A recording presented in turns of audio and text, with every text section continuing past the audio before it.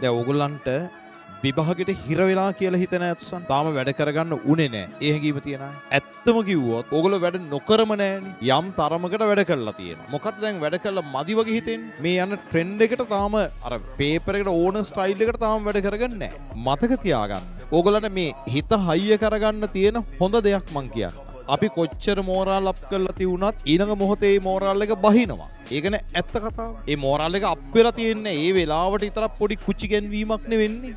කුචිය තියෙන්නේ නැහැ දිගට. බැහැලා යනවා. දැන් ඕගොල්ලෝ අද ඉන්න අවුරුදු 18, 19 ඉන්නවා. ඕගොල්ලෝ චුට්ටක් බලන්න එක එක ලේය.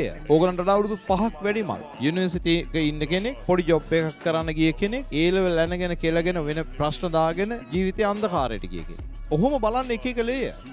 ඒ බලනකොට ඔයා ඔය යන විදිහට ගියොත් ඔයා ඉන්න ඕන ස්ථානගත වෙන තැන ඔයාට පෙනේ. බලන්න ඒක සතුටුද කියලා. ඒක හොඳද කියලා බලන්න. ඔයා එක්ක ඊටත් වඩා අගාධයට යයි හැම විදිහම අය ගැන කල්පනා කරන්න. හොඳ පැති විතරක් නෙමෙයි. අවුල් වෙච්ච අයත් බලන්න.